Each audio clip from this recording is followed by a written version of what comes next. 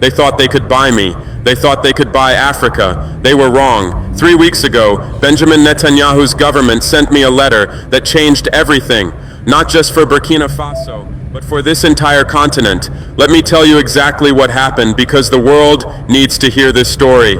I was in my office reviewing security reports when my aide brought me an envelope marked Diplomatic Correspondence Confidential.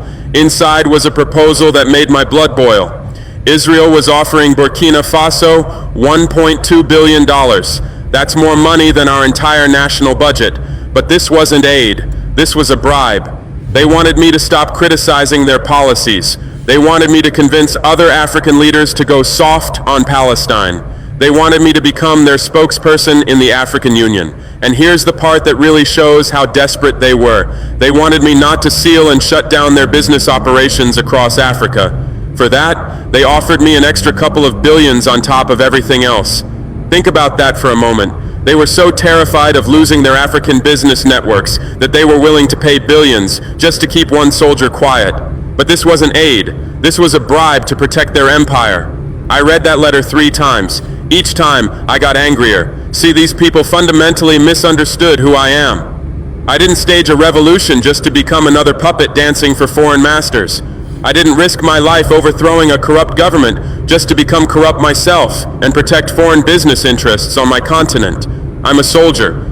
Soldiers don't negotiate with people trying to compromise their mission. And my mission is African sovereignty, economic, political, and strategic. When I took power in Burkina Faso, I made a promise to my people. No more foreign interference. No more exploitation disguised as partnership. No more selling our dignity for temporary comfort. That letter was testing whether I meant what I said. The letter came through diplomatic pouches, but the real message was delivered through intermediaries. High-ranking officials from neighboring countries, supposedly friendly advisors, all suggesting I consider the practical benefits of this arrangement. They painted pictures of transformed infrastructure, modern hospitals, upgraded military equipment. They talked about Burkina Faso becoming a regional powerhouse, a model for African development. But every conversation ended the same way. Just tone down the anti-Israeli rhetoric. That's when I realized this wasn't just about one letter.